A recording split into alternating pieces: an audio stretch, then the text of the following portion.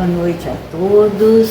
Boa noite. É sempre muito gostoso estar aqui na nossa casa, junto com os amigos, com os irmãos, para a gente estar refletindo sobre os ensinamentos de Jesus.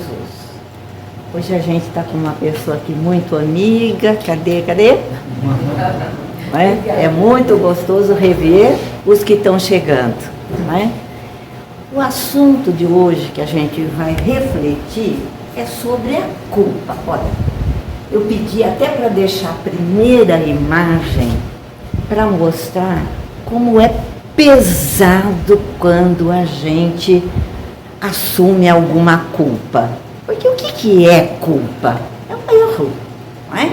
Quando erramos, nós assumimos uma culpa, que pode ficar daquele tamanho que nós vimos ali ou não, né? E através da doutrina espírita, ela vem nos ajudar a diminuir toda essa culpa, viu, Marcos? Você que ainda é novinho, que está aí aprendendo com a gente, não se pressione com aquilo, que vai virar menorzinho com os ensinamentos da doutrina espírita, que a gente vai procurar olhar o mundo, né? Tudo que a gente vê de uma maneira aqui dentro da gente, trazendo os ensinamentos de Jesus, que é sempre em torno das leis de Deus, em torno do amor. Bom, pode ser. Ai, tá aqui. Não é?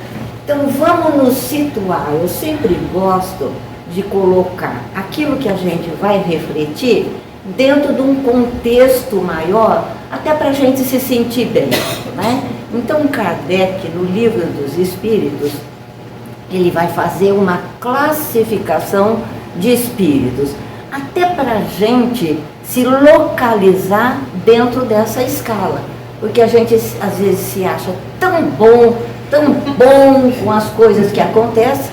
De repente, Kardec, perguntando aos espíritos, eles vão passando algumas informações e aí a gente vai percebendo que não é tudo aquilo que a gente acha que é, né?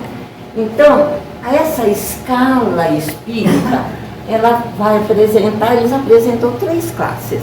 Né? É mais para a gente tentar se localizar e compreender muita coisa. A primeira é dos espíritos imperfeitos, os bons espíritos e os espíritos puros.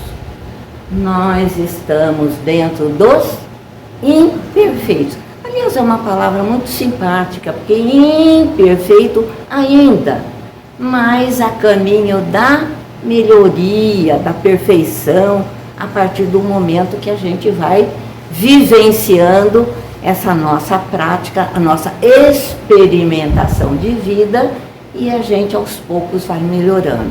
A gente já melhorou, já estamos aqui como espírito imperfeito, mas viemos de espíritos primitivos, né? Mais inferiores, né? Onde existia mais a experimentação, vivência, né? É viver, desencarnar, encarnar, desencarnar, as primeiras experiências do ser humano, né? Aprendemos muita coisa como homens primitivos, a caçar, a plantar, a dividir com o outro ou não, né? A gente tem essa primeira experiência. A partir dali, a gente subiu um pouquinho e nós passamos para espírito imperfeito. Então vamos ver se estão aqui realmente. Nós valorizamos muito mais a matéria do que o lado espiritual. Acreditamos em Deus, mas temos uma ideia muito imperfeita a respeito da espiritualidade. Quando eu digo imperfeita, é que a gente não consegue viver ainda esses ensinamentos. Quer dizer, ensinamento, conhecimento, a gente tem, mas vivenciar, ser sensível àquele ensinamento, nós ainda estamos procurando, através das nossas experiências, da nossa vivência, tentar melhorar essa asa do sentimento, né? Porque nós nos distanciamos muito, né? Existe no mundo de hoje uma ausência de Deus, quer dizer, vivemos muito mais o lado material do que o lado espiritual. Nós somos então meio malzinho aqui, né? Vamos perceber, não somos tão bons assim, mas nós todos aqui, todo mundo que está sentado aqui, né? Todos nós já estamos voltados para o bem, temos vontade, já é o nosso foco caminhar para esse bem, embora com muita dificuldade, né? Mas existe essa vontade. Existem os malzinhos? Sim, existem aquele dentro dessa classificação de imperfeito, né? Eu brinco nas aulas, né, Fernanda? Eu digo assim, é como se fosse uma inclinação. Nós temos de tudo nisso daí. Nós temos os bonzinhos que estão na transição, né? Então aqueles raros também que estão no alto dessa inclinação, que já praticam o bem. Nós temos a maioria, que somos nós com essas dificuldades, mas querendo melhorar, e os malzinhos, que são realmente maus, né? E estão dispostos a continuar fazendo o mal. Para esses, vai ter um lugar adequado para cada um e para o seu lugar certo, né?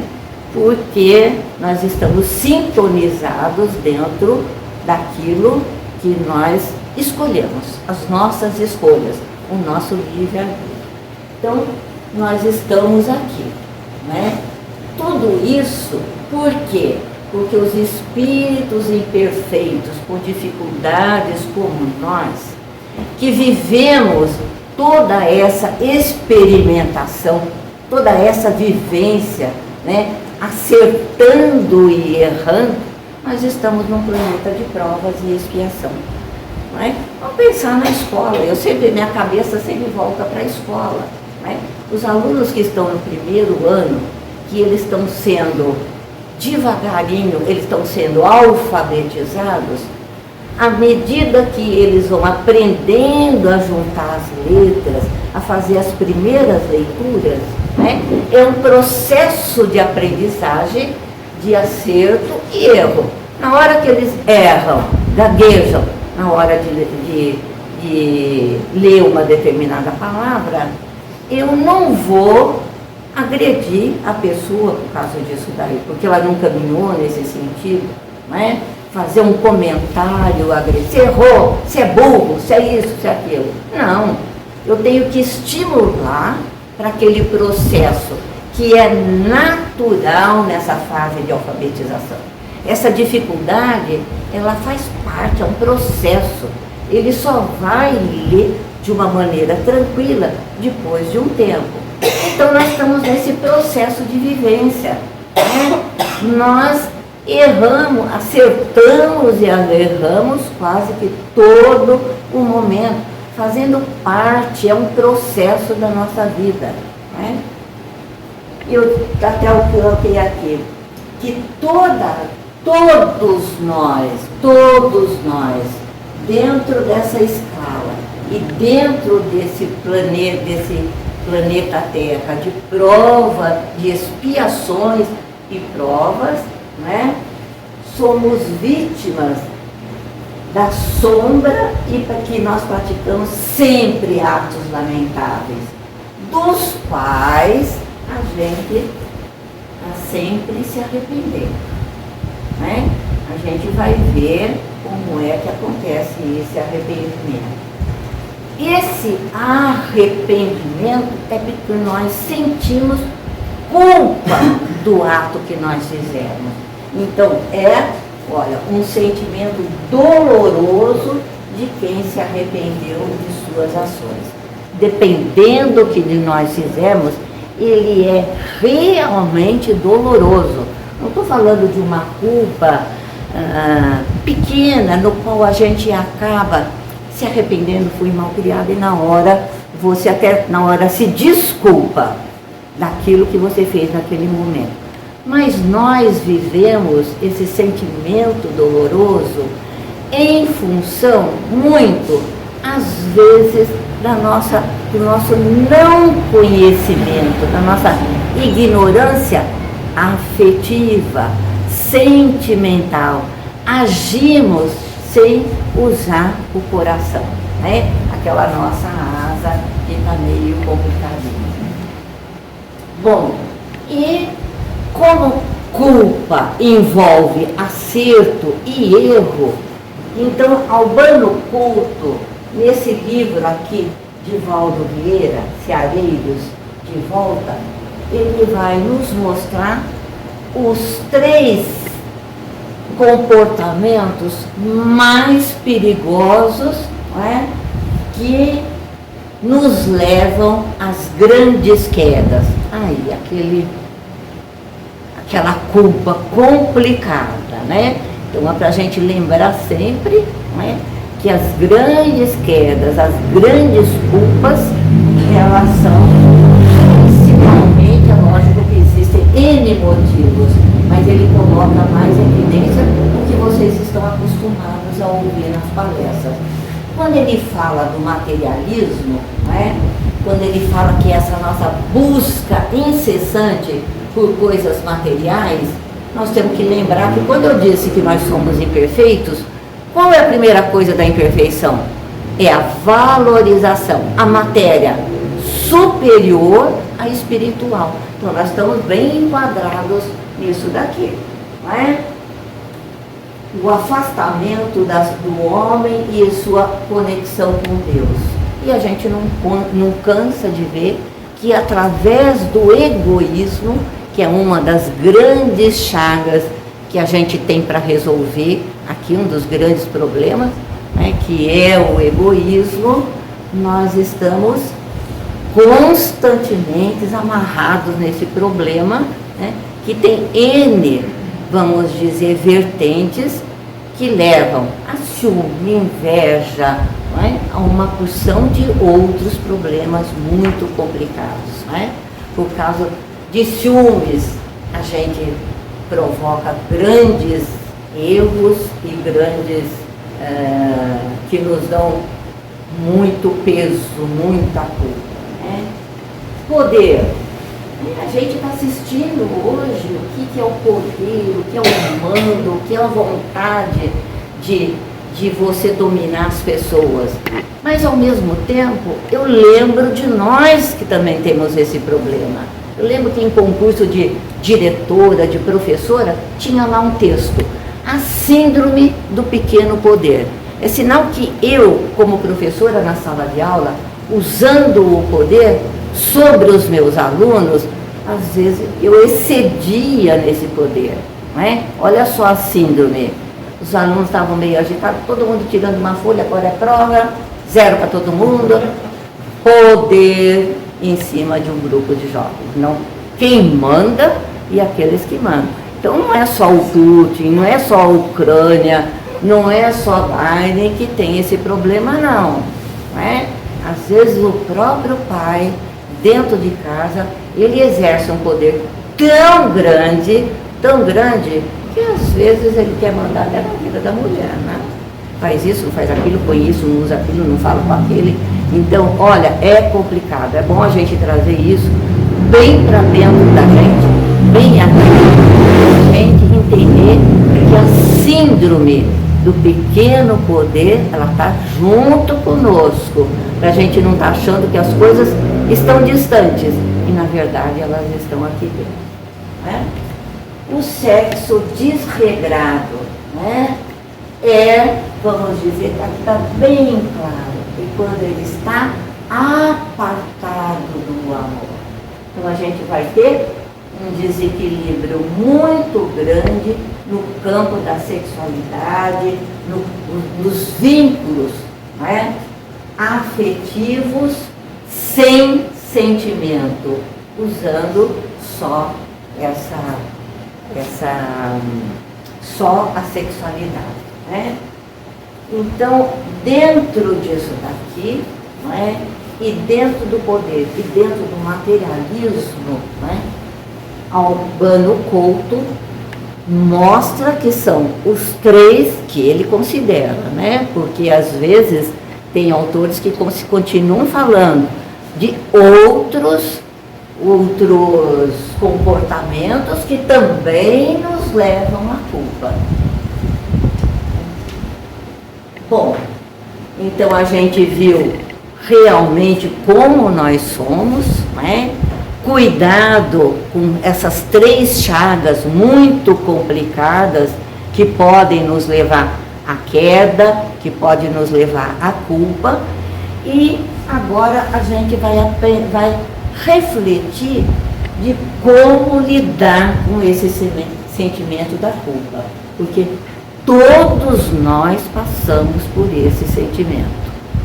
Todos nós vivenciamos culpas, principalmente dessa encarnação. E graças a Deus que tem o véu do esquecimento, porque para lembrar o que a gente já fez no passado, seria muito complicado no dia de hoje, né? Embora, às vezes a gente passa por um estado de melancolia, que a gente não sabe muito bem por que a gente tem aquele tipo de sentimento, né? Por que estou passando por uma coisa inexplicável? Se não tem explicação na vida presente, provavelmente estamos trazendo de vidas anteriores. A gente vem vivenciando aquele problema, não é? A gente vem aliviando aquelas culpas através das nossas reencarnações. A gente começa com aquela bem grandona, reencarna, alivia um pouco, mas ela continua ali. Dependendo do que nós fizemos, a gente vai aliviando, porque nem sempre a gente consegue resolver de uma hora para outra. É processo. Se nós estamos naquela rampa que eu falo, às vezes, numa encarnação, eu posso dar uma escorregada e voltar. Por quê? Porque não consegui, né, resolver aquele mesmo problema, porque a minha opção, meu livre-arbítrio, foi em função, não era egoísmo, mas poderia ser o orgulho que me levou aquilo ali. Então,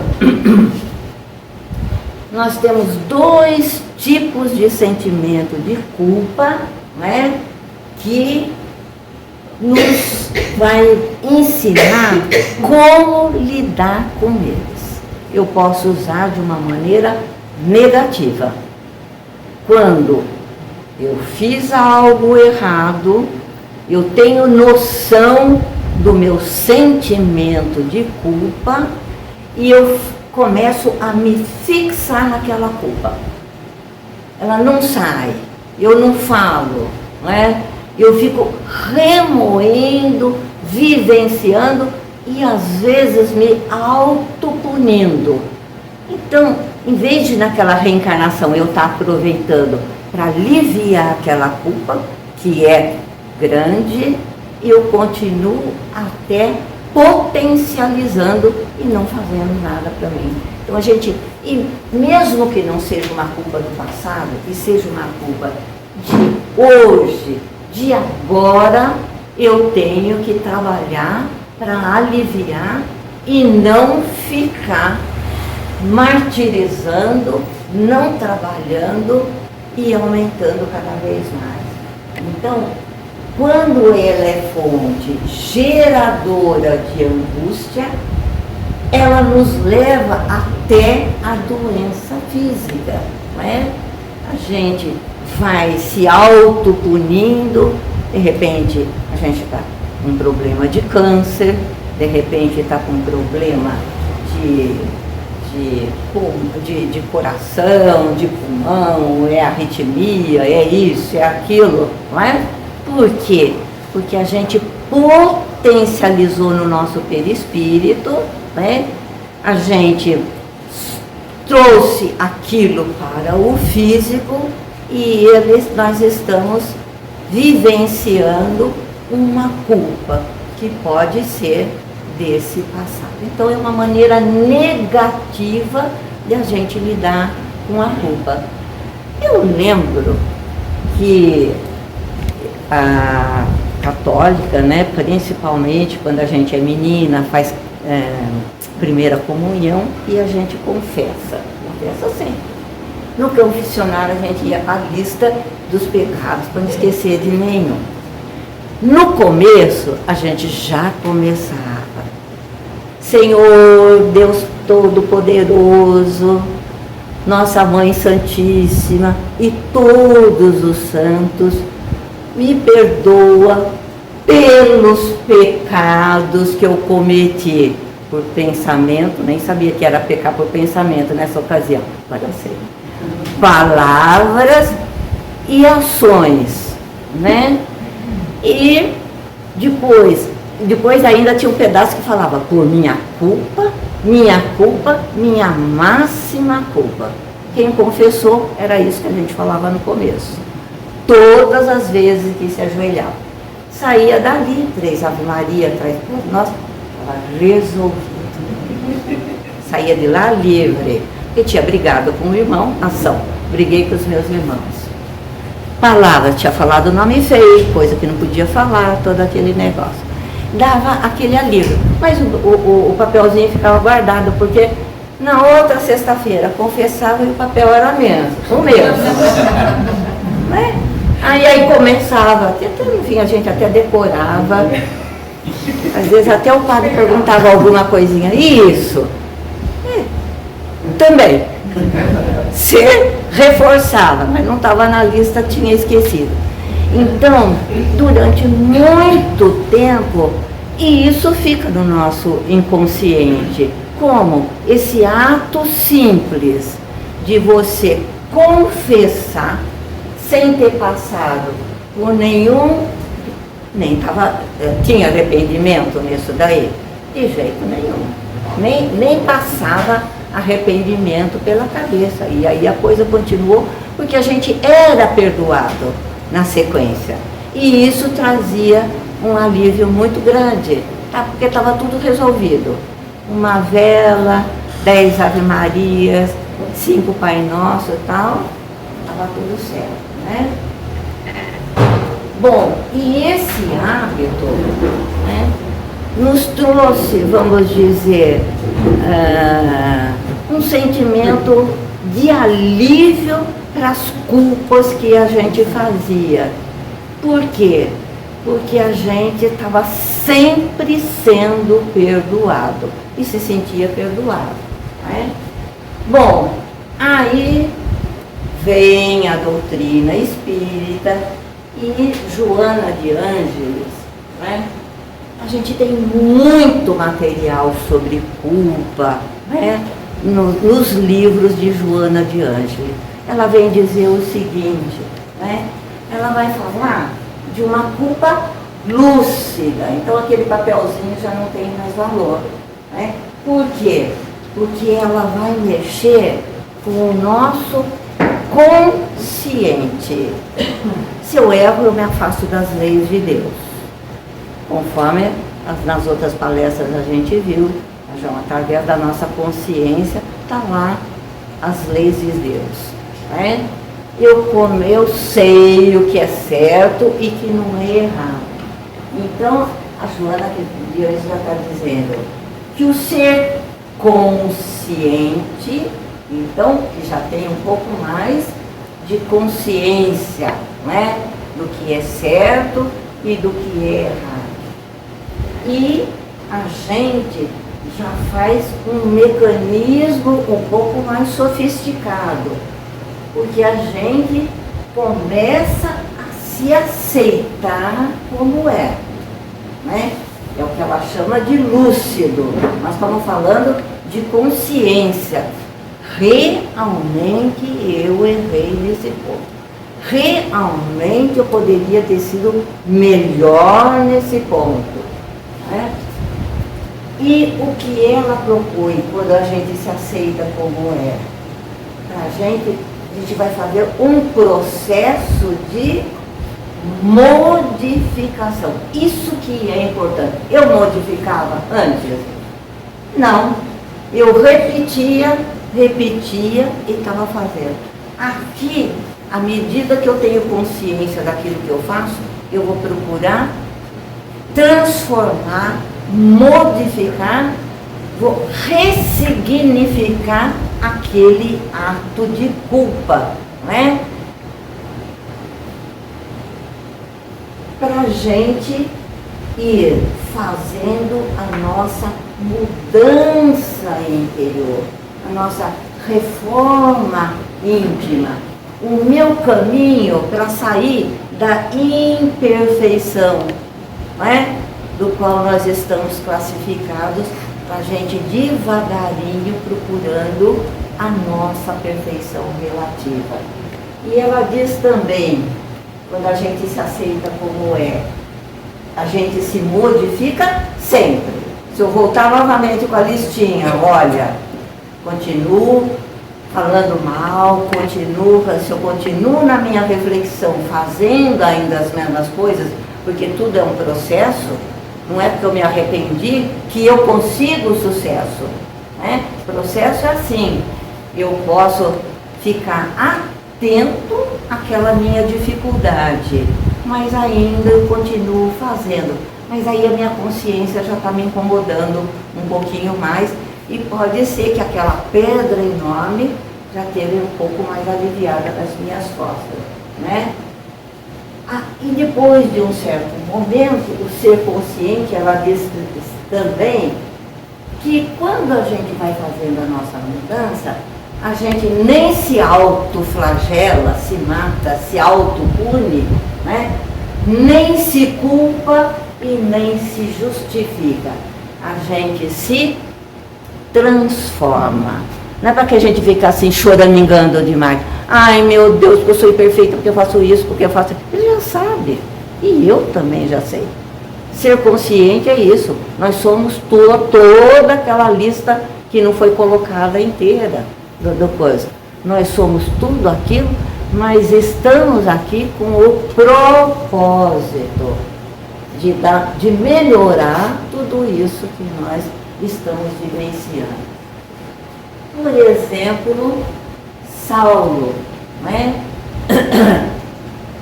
Que era o perseguidor dos judeus. Quando a gente começa a pensar em Saulo, a gente fala que ele, vamos dizer, perseguia os cristãos. Na verdade, Paulo matava mesmo os cristãos, né? As mulheres, as crianças, os homens, destruía. Era esse o papel de Paulo, de Saulo primeiro, né? Ele fazia parte de um grupo de elite do Sinédrio, das pessoas que ocupavam a parte importante da Judéia, né? Ele nunca defendeu o seu povo que era escravo dos romanos. Ele não estava preocupado com o povo. Ele estava preocupado em cumprir as leis judaicas, né? Era essa a preocupação dele, cumprir. Embora ele tivesse sido orientado por Gamaliel, que era o orientador dele, uma pessoa caridosa, bondosa, que deve ter ficado no inconsciente, como diz a Joana, todas essas informações, porque a ação dele era de quem não estava preocupado com o seu povo, que já era escravo há centenas, há milhares de anos. Uma hora no Egito, outra hora dos babilônios, enfim, dos macedônios, o povo já, e atualmente, naquela época, dos romanos, né? Então, era esse momento que Saulo, né? Nessa época, nós temos que encarar tudo isso daí como qualidades. Qualidades de quem exercia uma função em função daquele conhecimento que você tinha, daquela proposta que você tinha, né? Agora, ele tem um grande sentimento de culpa, né? Quando ele indo para Damasco, o Senhor Jesus conversa com ele: por que me persegues?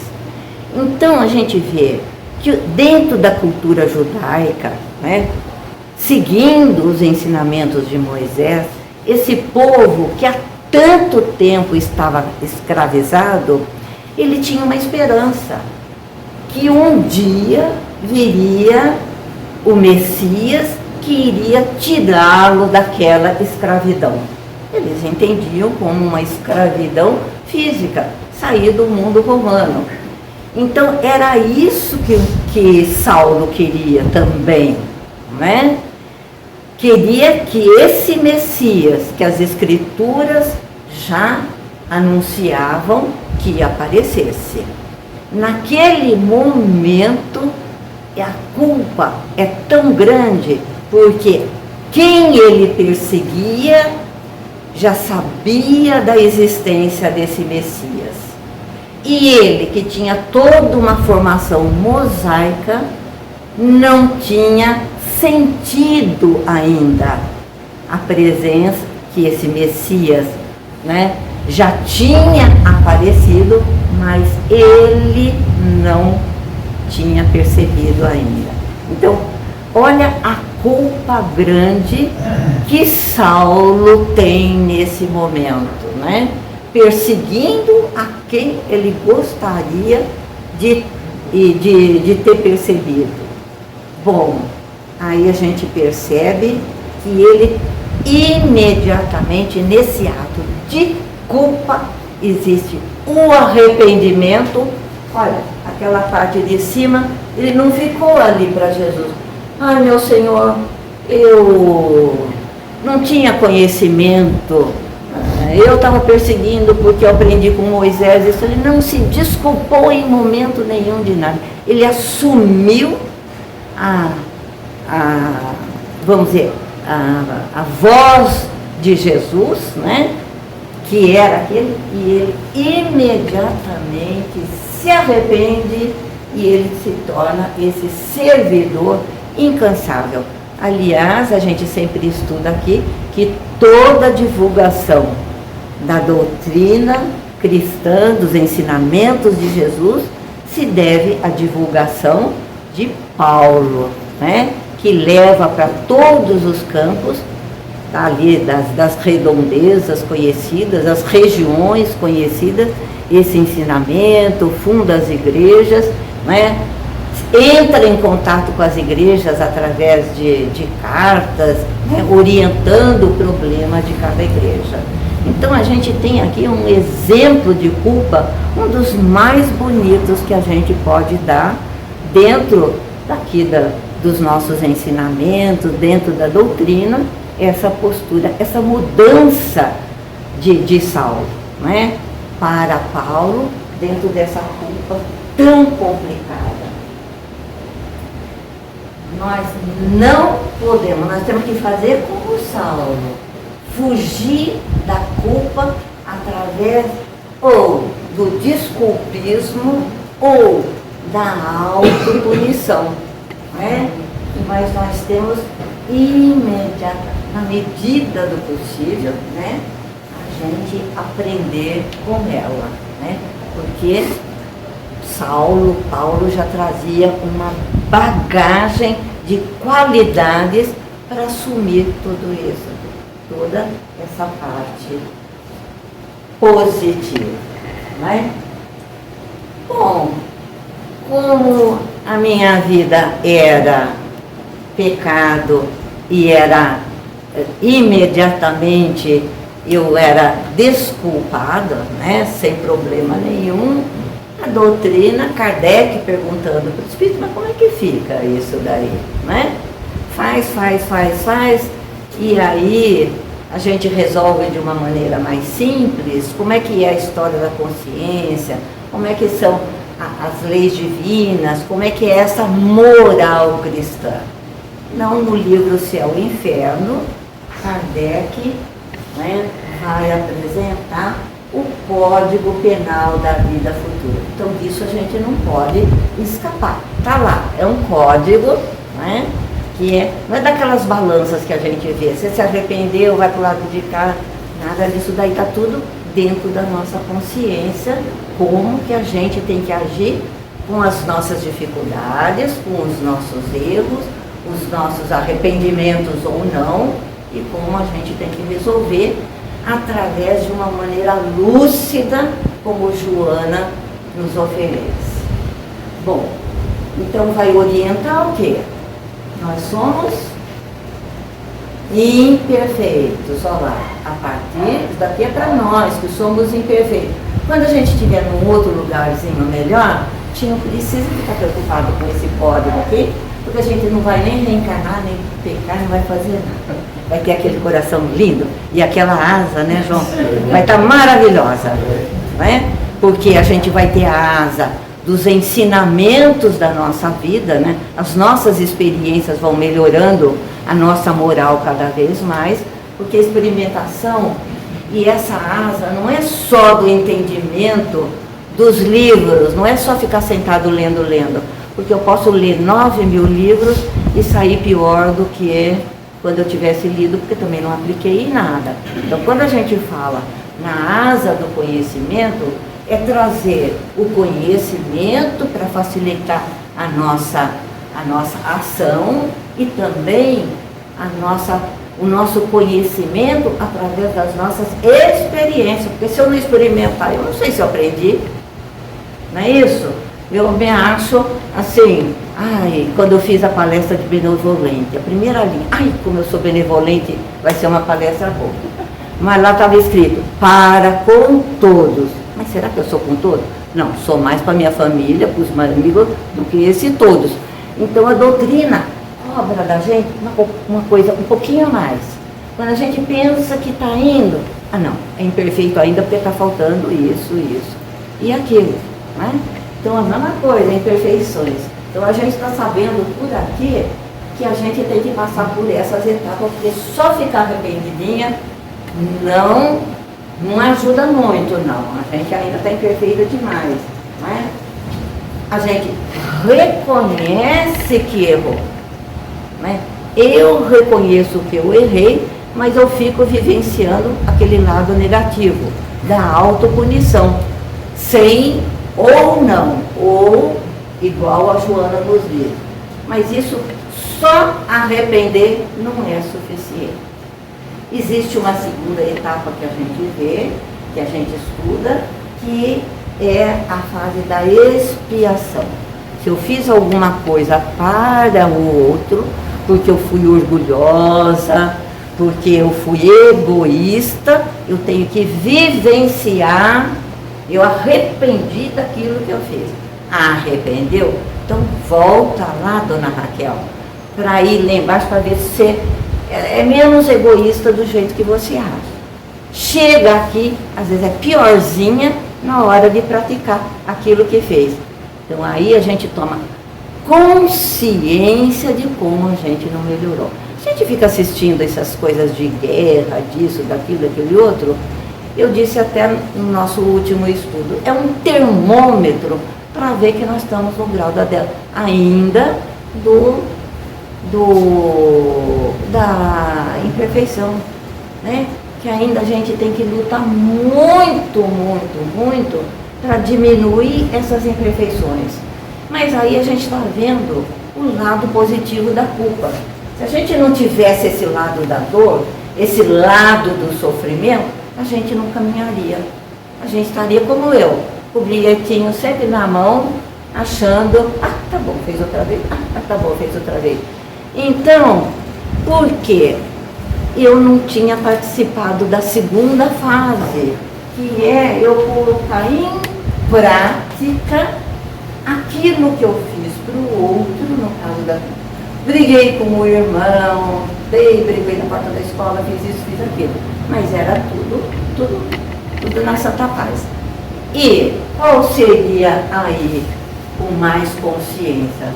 Diminuir todos esses atos que provocaram esse processo de de sofrimento para o outro, no qual nós casamos. Bom, e isso daqui é o suficiente?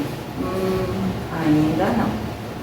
Ainda a doutrina faz a gente caminhar mais um pedacinho, que é a gente, vamos dizer, consertar aquilo que a gente fez. Nós estamos estudando agora aos sábados, né, o nosso lar.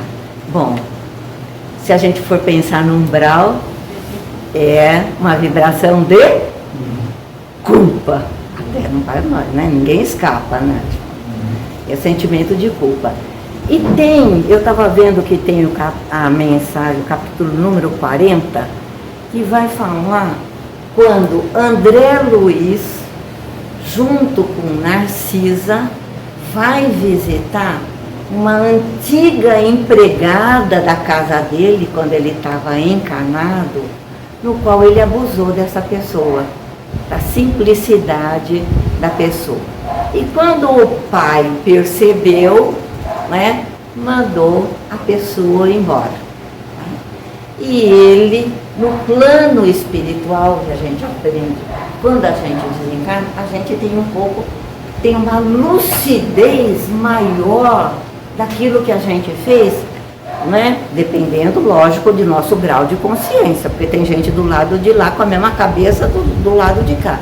Mas se você tem um pouco de consciência pelas experiências da própria vida, e você lembra de alguma coisa que ele fez, ele começou a lembrar disso daí, então Narcisa leva ele até essa pessoa que ele prejudicou em vida, porque ela, depois, quando foi mandada embora, ela se prostituiu, ela teve sífilis, ela ficou pobre e morreu na pobreza.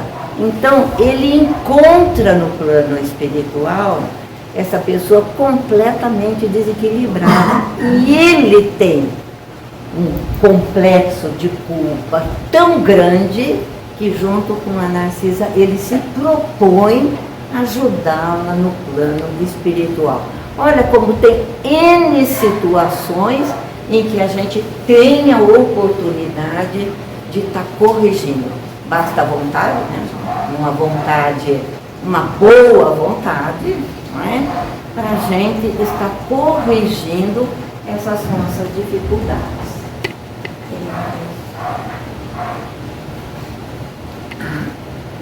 Ó, arrependimento, expiação e depois a gente tem, bom, os livros de psicologia da Joana de Ângela acrescentam uma coisinha, eles acrescentam o remorso, que às vezes vem antes do arrependimento e dá uma mexida com a gente, porque o remorso a gente só sente quando algo externo acaba nos mexendo conosco. Até numa palestra do Rossandro Kinzler, né? Ele, mas ele é um paraibano, Rossandro Kinzler, não é Raimundo e não é nada, né? Então, quando a gente tem o remorso, ele diz o seguinte, baseado na Joana de Ângela, né? Eu reconheço que errei só porque fui pego no flagrante. Se ninguém me pegou no flagra, aquilo fica lá dentro, eu não conto para ninguém e não sinto remorso. É fruto de uma descoberta externa. Alguém viu eu fazendo esse erro, essa culpa, né?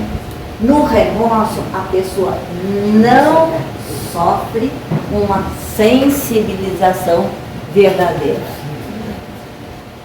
Ela percebe que alguma coisa ela errou, mas ela não está sensibilizada para o erro. Se ninguém descobriu, é um remorso que eu tenho, que às vezes passa, ninguém ficou sabendo, eu acabo esquecendo e a coisa foi comigo, e a coisa fica por ali. Agora, qual é a diferença no arrependimento? Sou eu, aqui dentro, é o meu interior, não foi alguém. Alguém pode até ter falado, nossa, mas você teve coragem de fazer aquilo? Bom, ele falou, mas o meu interior falou mais alto do que o exterior. Então a diferença, há um desejo sincero de mudar. Essa palavra ali é muito importante, porque é fruto de uma descoberta interior. Então, eu passo a exigir de mim um outro comportamento, uma outra responsabilidade, um ressignificar daquilo que eu fiz.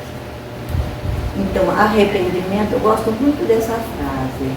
É a dor que eu sinto pela dor que eu causei. Então, eu só vou entender mesmo, né? Porque quando eu faço, o outro sente. Eu estou arrependida, mas também não me envolvi, nem, até perdi de vista aquilo ali. Então, eu não passei por isso daí, de me identificar com a dor do outro. Eu acho que aí é a chave de ouro, né? E ela só acontece quando eu tenho consciência da dor que eu causei no outro. Zaqueu, quando Jesus, né, ele subiu na árvore para ver Jesus, que ele tinha uma admiração muito grande. Zaqueu, cobrador de imposto, cobrava e tinha o caixa 2, né, de quem não tinha nada, tá? E quando ele, sensível às coisas que ele ouvia falar de Jesus, que ele queria conhecer, no seu arrependimento e na sua culpa, que ele, Jesus vai então jantar com ele, ele leva uma porção de pessoas e ele promete, né, dar para as pessoas no qual ele tirou o dobro, o quádruplo de tudo aquilo. Então ele teve um arrependimento sincero daquilo que ele fez. Então tem algumas palavrinhas que a gente tem que guardar, porque não é nenhuma metáfora aqui. Ser sincero é ser sincero mesmo. Se arrepender tem que ser um arrependimento verdadeiro, né? Não é o meu.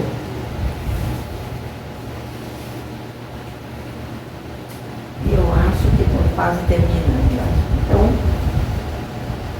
para a gente arrematar aqui a nossa reflexão, né? A lei de Deus, que está na nossa consciência, ela está ali para cobrar.